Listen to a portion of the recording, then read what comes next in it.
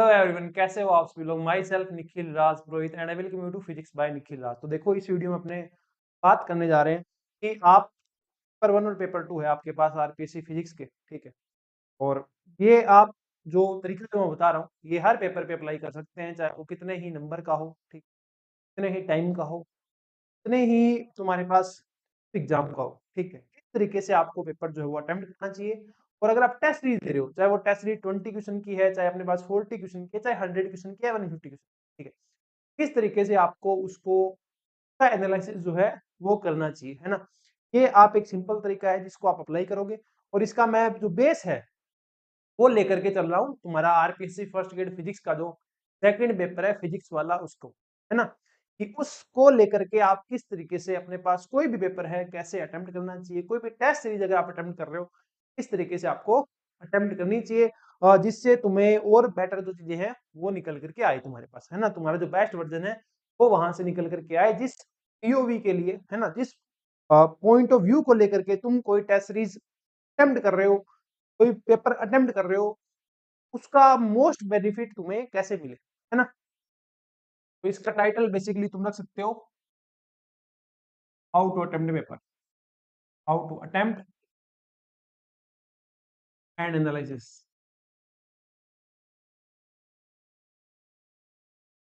Analyse है कि आपको कोई भी पेपर जो है वो अटेम्प्ट कैसे करना है, और उसका एनालिसिस जो है बेसिकली आपको किस तरीके से करना है। तो देखो, मान लेते हैं तुम्हारे पास कोई भी जो पेपर है उसके अंदर 20 क्वेश्चन है, ठीक है। जैसा कि मैं तुमको बोलता हूँ कि तुमको पार्ट वाइज टेस्ट जो है वो अटेम्प्ट करनी चाहिए, वो तुम्हारे लिए काफी बेनिफिशियल, ठीक है ना। ये कुछ इस प्रकार मान लेते हैं अपने पास 20 क्वेश्चन,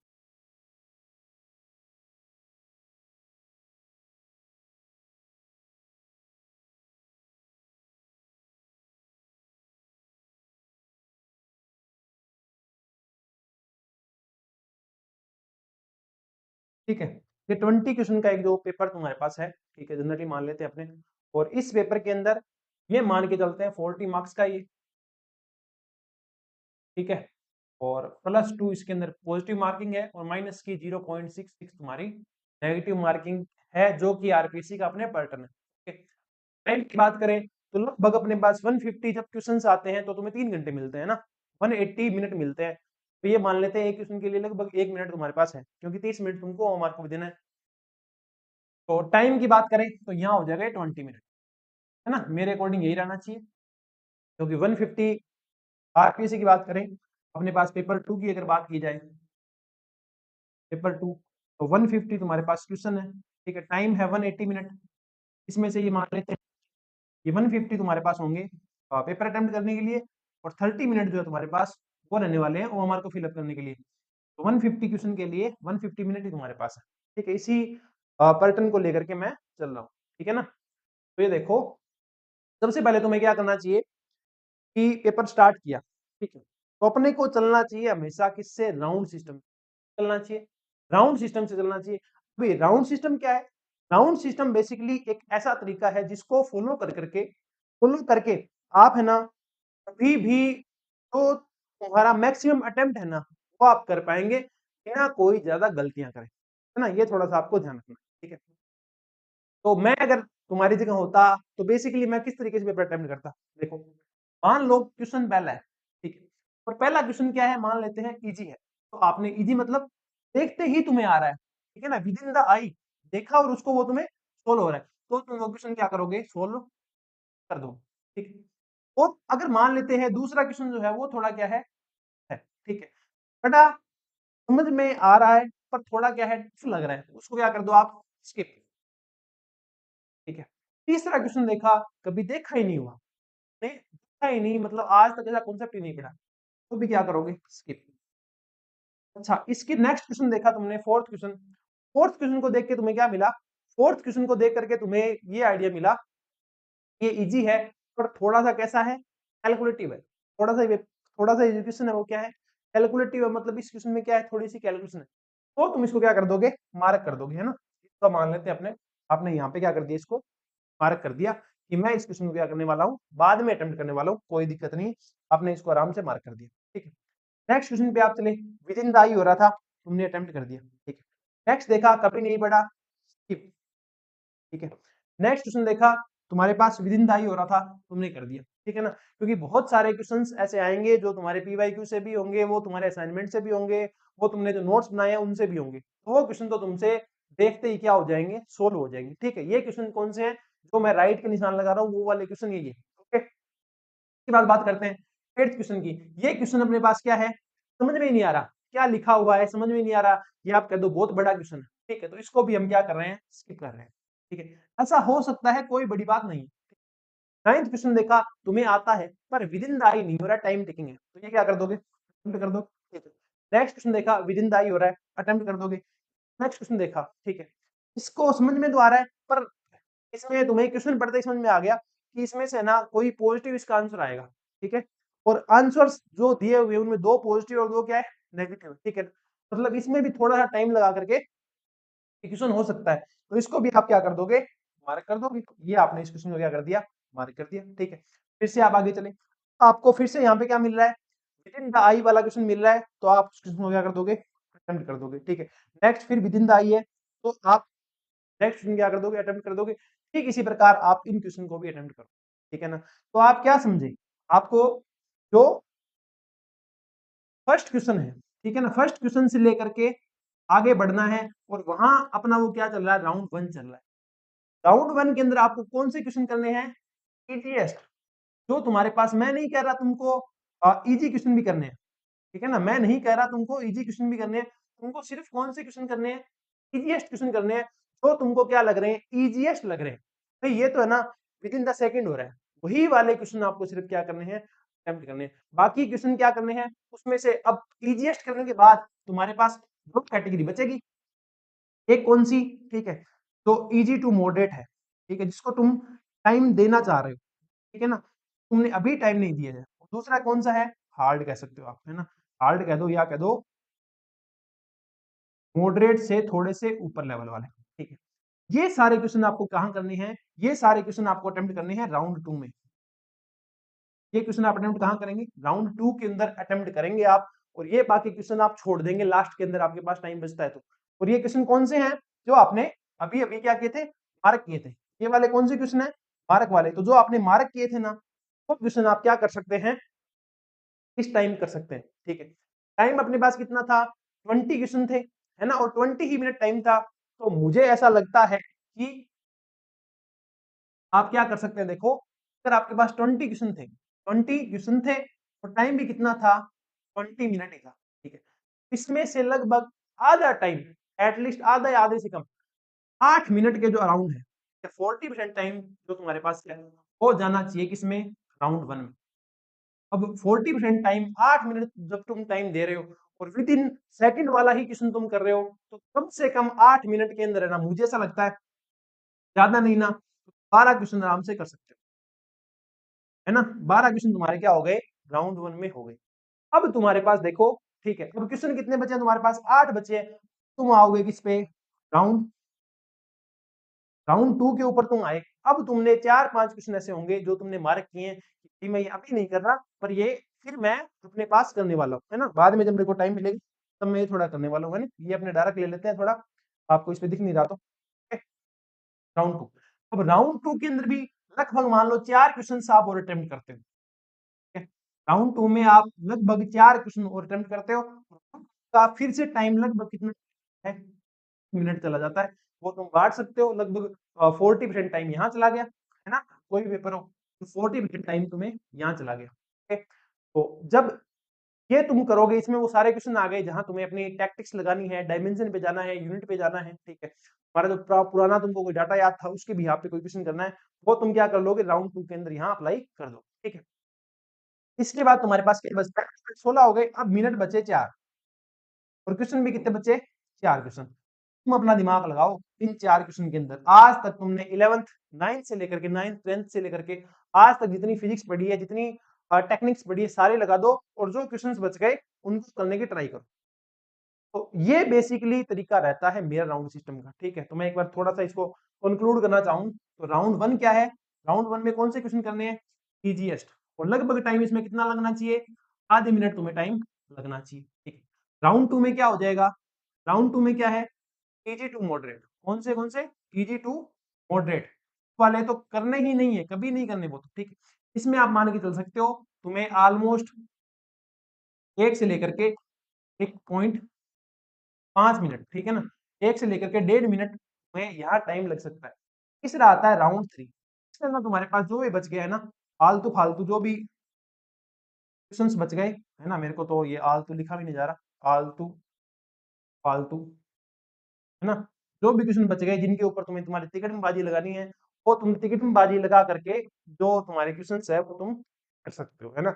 मुझे ऐसा लगता है इस तरीके से तुम अगर अटेम्प्ट करते हो तो तुम्हारा बेस्ट रिजल्ट निकल के आएगा हमेशा पेपर अटेम्प्ट करने के मामले में। ठीक है, ये तुम हर जगह लगा सकते हो, चाहे तुम्हारा जीके का पेपर हो, चाहे तुम्हारा फिजिक्स का पेपर हो, चाहे तुम्हारा नेट का पेपर हो, चाहे तुम्हारा एचपीएससी का पेपर हो, चाहे एमपी टेट हो, चाहे स्टेट, जो भी तुम्हारा एग्जाम होने वाला है। ठीक है, इसके बाद आता है एनालिसिस कि बेस्ट वे क्या रहता है अपने पास क्वेश्चन एनालिसिस करने का, मतलब पेपर एनालिसिस करने का, कि आपने एक पेपर अटेम्प्ट किया है, ठीक है, तो आपको उसका एनालिसिस आपको करना है। ठीक है ना, देखो एनालिसिस की अगर बात करें तो बेस्ट वे क्या रहेगा एनालिसिस का, मैं एनालिसिस को ज्यादा कॉम्प्लिकेटेड नहीं करूंगा, ठीक है ना, कॉम्प्लिकेट नहीं करूंगा, सिंपल तरीका बताऊंगा तुम्हें। ठीक है, जो ट्रिक मैं लेके चलता हूँ आज तक और मैंने जितने भी स्टूडेंट गाइड किए मैंने उनको यही तरीका बताया कि अगर आप ये तरीका फॉलो करते हो तो तुम्हें पता चल जाएगा कि कितना तुम इम्प्रूव कर सकते हो। ठीक है ना, वो तुम्हें थोड़ा आइडिया लेना। सिंपल एक बात है क्या,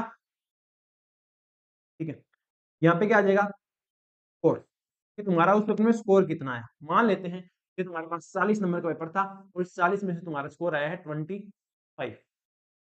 ठीक है, 25 स्कोर आया स्कोर, ठीक है, गुड।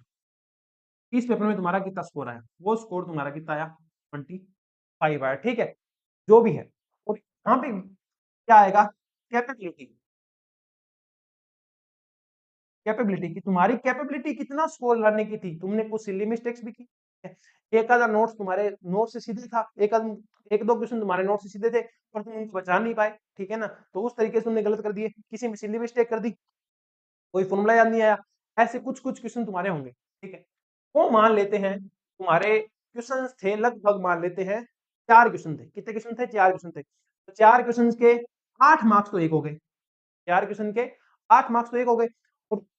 ठीक है, अब ये 8 मार्क्स हैं, इसके अंदर सारे इंक्लूड हो गए, तुमने तो नेगेटिव में तुम गए हो गलत करके वो भी इसमें आ गए। ठीक है, और जो तुमने स्किप किए, जो तुमसे हुए नहीं, वो भी इसमें आ गए। ठीक है ना, मतलब लगभग 8 मार्क्स स्कोर थे जो तुम उससे गेन कर सकते थे। हाँ, स्कोर कितना हो गया, यहाँ स्कोर कितना हो जाता, 33 हो जाता, मतलब 8 तुम वो ला सकते थे, 25 तुम्हारे आए हैं, तो ये कितना स्कोर हो गया, 33 स्कोर हो गया। तो ये देखो ये गैप कितना है, 8 नंबर का है। ठीक है, 8 नंबर का है, और 8 नंबर 40 का कितना परसेंट है, 20% है। कितना परसेंट है, 20%, मतलब तुम्हारा जो गैप हुआ, तो गैप तुम्हारे पास हो गया, तो मार्क्स का कितना हो गया, 20% का गैप आ रहा है तुम्हारे पास। तो जितनी तुम्हारी कैपेबिलिटी थी और जितने मार्क्स तुमने गेन किए, दोनों में कितने का डिफरेंस है, अपने पास 20% डिफरेंस है। ये डिफरेंस कभी भी 5 से लेकर के 7% पर नहीं जाना चाहिए। ये बेस्ट एनालिसिस है, समझ रहे हो ना मेरी बात, ये 20% का जो डिफरेंस आ रहा है, इसको आपको घटाते घटाते घटाते घटाते 5 से लेकर के 7% तक लेके जाना है। अगर तुम इसको 5 से लेकर के 7% तक लेके चले जाओगे तो तुम कह सकते हो कि तुम कहाँ हो, अपने बेस्ट पे पहुंच चुके हो। ये आपको थोड़ा सा ध्यान रखना है, अगर आप इतना कर लेते हैं तो मुझे ऐसा लगता है कोई भी एग्जाम हो उसमें बढ़िया स्कोर कर जाओगे। ठीक है, और यही तरीका है ना, जब तुम लगा लोगे, मान लो पार्ट वाइज देते हो तुम, 40 तुम पार्ट वाइज दे रहे हो, 10 तुम फुल लेंथ दे रहे हो, जब तुम 50 पेपर के अंदर ये तरीका लगा लोगे, ठीक है ना, ये तरीका लगा दोगे ना, तो ये तुम्हारी हैबिट में आ जाएगा, मसल मेमोरी में आ जाएगा। तो तुम्हारा जो फाइनल होगा, जो फाइनल एग्जाम तुम देने जाओगे, उसमें तुम्हें बिल्कुल नहीं सोचना पड़ेगा कि मुझे किस तरीके से पेपर अटेम्प्ट करना है, ठीक है, और क्या करना है। पेपर कभी भी कैसा भी आ सकता है, इजी भी आ सकता है, मॉडरेट भी आ सकता है, भी आ सकता है, और मैं हमेशा की बात मानता हूं, ठीक है ना, पेपर कैसा भी आए, सिलेक्शन उन्हीं कैंडिडेट का होना है जिनका होना चाहिए। याद रखना मेरी बात, क्या करूं मैं, देखो कि तुम्हें क्या लगता है, अगर पेपर इजी आया, ठीक है, तो मान लेते हैं 150 सीट है ना, पेपर इजी आया तो जो 150 लोग सिलेक्ट हो रहे हैं ना, तो अगर पेपर डिफिकल्ट आता, अगर पेपर क्या होता, डिफिकल्ट आता ना, तो भी 150 लोग ही सिलेक्ट होते हैं। ओके, वही बहुत ज्यादा फर्क जो है पैटर्न चेंज कर देने से नहीं आता है। हाँ, वो अलग बात है, प्रैक्टिस हर चीज में चाहिएगी। बहुत सारे एग्जाम है, जैसे कि एनवीएस केवीएस अपने पास एग्जाम है ना, तो इसमें पेपर पैटर्न चेंज किया है, सब्जेक्टिव प्लस ऑब्जेक्टिव मिक्स आता है। ओके, एचपीएससी जो एग्जाम लेती है वो अब ओनली सब्जेक्टिव ले रही है। तो फाइनल मेंस एग्जाम लेती है, किसी भी पीजीटी एग्जाम का कर लो या तुम्हारे पास प्रोफेसर एग्जाम का कर लो, ठीक है। तो वो पेपर पैटर्न जब चेंज होता है तो आपको अपनी प्रैक्टिस उस तरीके से चेंज करनी पड़ती है। अगर आप अपनी प्रैक्टिस उस तरीके से चेंज कर देंगे तो आप बेटर ही करेंगे, ऐसा मुझे लगता है। ठीक है, थोड़ा सा आप ये अगर चीज का इम्प्लीमेंट कर लोगे अपने प्रोसेस के अंदर, अपने टेस्ट सीरीज के अंदर, तो तुम्हें काफी बेटर रिजल्ट मिल सकते हैं। ये और तीसरी बात, एक सबसे बड़ी बात जो मुझे लगती है कि जब आप कोई क्वेश्चन सोल्व कर रहे हो ना, है ना, कोई क्वेश्चन सोल्व कर रहे हो, ठीक है, तुम्हारा ध्यान फोकस ये कभी होना ही नहीं चाहिए कि वो क्वेश्चन कहाँ का है। मतलब ना, मैं मतलब तुम्हारे दिमाग में अगर ये आ गया ना, ये क्वेश्चन क्वांटम का है, ठीक है, तुम गलत जा रहे हो। तुम्हारा टारगेट एक ही है, साम दाम दंड भेद, ठीक है। उसके जो चार ऑप्शन है ना, तुमको किल करना है, कौन सा ऑप्शन निम्न में से सही है, ठीक है ना। तुम्हारा काम सिर्फ वही है, चाहे उसमें तुम इलेक्ट्रोमैग्नेटिक थ्योरी लगा के करो, चाहे थर्मोडायनेमिक्स लगाओ, चाहे मैथमेटिकल लगाओ, चाहे यूनिट डायमेंशन लगाओ, तुम्हारा काम सिर्फ और सिर्फ इतना है कि जो एक ऑप्शन है ना ए बी सी डी में, वो खोज के निकालो। जब तुम टेस्ट पेपर दे रहे हो, जब तुम पढ़ रहे हो, अच्छे से नॉलेज गेन करो, कॉन्सेप्ट क्लियर करो, सब कुछ बहुत बढ़िया तरीके से करो, ठीक है ना। जब पेपर दे रहे हो, सिर्फ टारगेट तुम्हारा एक होना चाहिए कि मैं कैसे कैसे न कैसे इन चारों में से एक ऑप्शन तक कैसे पहुंचू जो मेरे पास क्या है, सही है, ठीक है। थोड़ा सा तुमको ये करना चाहिए, मुझे ऐसा लगता है, ठीक है। और इसके बाद अपने यही तरीका होना चाहिए, ठीक है, बढ़िया से पेपर अटेम्प्ट कर सकते हो, ठीक है। उसके बाद उसका ढंग से एनालिसिस कर सकते हो, 10 से 15% की जो कमी रह रही है, ठीक है, जो चेंज आ रहा है स्कोर में, उसको कैसे इंप्रूवमेंट करो, उस पर फोकस कर सकते हो। और इसके बाद एनालिसिस हो गया, तो इसमें तुम्हें 4-5 क्वेश्चन ऐसे मिल जाएंगे तो तुमने ढंग से सोल्व नहीं की, ठीक है ना। सोल्व किए मतलब जिन जो तुम्हें आते नहीं थे, ठीक है, तो उनके उन चीजों को तुम कहा नोट कर दो, अपने नोट्स में ऐड कर दो। नोट्स में आप क्या कर सकते हो, उन चीजों को ऐड कर सकते हो। अगर आप उन चीजों को अपने नोट्स में ऐड कर दोगे तो वहां से फ्यूचर में कोई क्वेश्चन आता है, अगर फ्यूचर में अगर कोई क्वेश्चन आएगा तो आप कभी भी गलती नहीं करोगे, ठीक है ना। तो इस तरीके से तुम्हारे जो नोट्स है ना, वो भी धीरे धीरे क्या होते चले जाएंगे, इंप्रूव होते चले जाएंगे। और इंप्रूव होने के साथ साथ तुम्हारे नोट्स स्ट्रॉन्ग होंगे, तो अगले टेस्ट में और बेटर फॉर्म परफॉर्म कर पाओगे, ठीक है ना। थोड़ी सी ये बातें, ये टिप्स थोड़े से आप अगर इंप्लीमेंट कर लेते हो तो आप बेटर कर पाएंगे, मुझे ऐसा लगता है। बात करते हैं टेस्ट सीरीज की, तो टेस्ट सीरीज तुम जहां भी अटेम्प्ट कर रहे हो, है ना, जहां तुम्हें बढ़िया लगता है कि भाई ये अच्छी क्वालिटी की टेस्ट सीरीज है, ठीक है, वहां आप अटेम्प्ट करना। ओके, अब टेस्ट के लिए पहली शर्त क्या है, जो तुम्हारे टेस्ट है ना, वो रिलेवेंट होने चाहिए।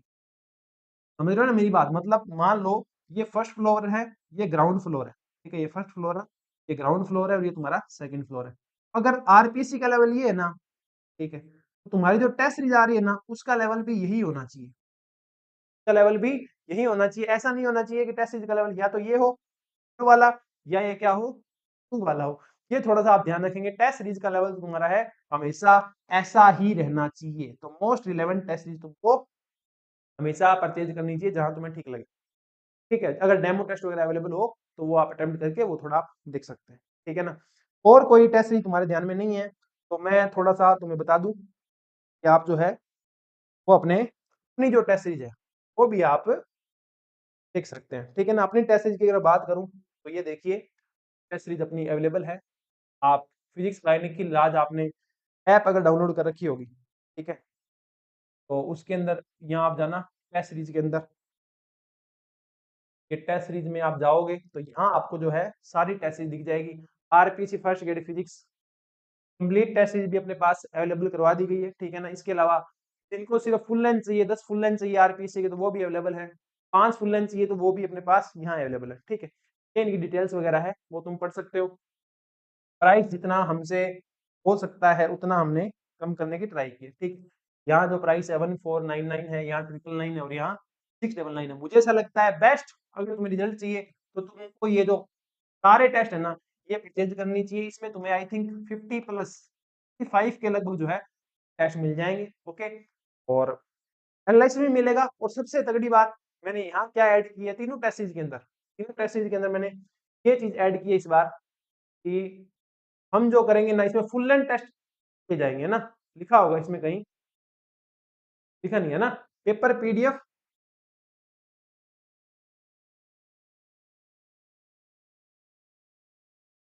है ना, ये रहा पेपर पीडीएफ, एक मिनट, है ना, paper PDF will be provided only if you submit decent paper in app. मतलब इस पर हमने क्या नया किया, इस पर हमने ये नया किया है कि जो भी पेपर आप अटेम्प्ट करने वाले हो, ठीक है ना, तो उसके जो फुल लेंथ पेपर होंगे, जो 150 क्वेश्चंस के फिजिक्स वाले फुल लेंथ पेपर होने वाले हैं, उसकी आपको पीडीएफ प्रोवाइड की जाएगी, ठीक है ना। मतलब जब तुम पहला पेपर अटेम्प्ट करोगे, तुम्हें पहले पेपर की पीडीएफ मिलेगी, ओएमआर शीट की पीडीएफ मिलेगी, ठीक है, वो तुम प्रिंट करवाना अपने घर के कोने में बैठ करके शांति से 3 घंटे के अंदर वो पेपर बिल्कुल ऑफलाइन की तरह अटेम्प्ट करना। जब अटेम्प्ट कर लो तो उसको आकर के ऐप में ऑनलाइन की तरह सबमिट कर देना, ठीक है, मतलब ऑनलाइन वाला पेपर अटेम्प्ट ऑन करना, उसमें पहले में क्या दूसरे में क्या वो सर सबमिट कर देना, सबमिट करोगे तुम्हारे पास सारा एनालिसिस आ जाएगा कैसे क्या है, फिर तुम मैसेज ड्रॉप कर दोगे, सर मैंने पहले पहला पेपर जो है वो सोल्व कर दिया है, तो तुमको उसका एनालिसिस बता देंगे, तुम्हारी गलतियां कहाँ हैं, ठीक है, तुम और बेटर कैसे कर सकते हो, ठीक है, गाइडेंस भी तुम्हें फ्री ऑफ कॉस्ट मिल जाएगी अगर आप कोई भी टेस्ट सीरीज परचेज करते हैं तो, है ना। फिर तुम्हें दूसरा पेपर मिलेगा, तो दूसरा सबमिट करोगे तीसरा मिलेगा, तीसरा सबमिट करोगे चौथा मिलेगा।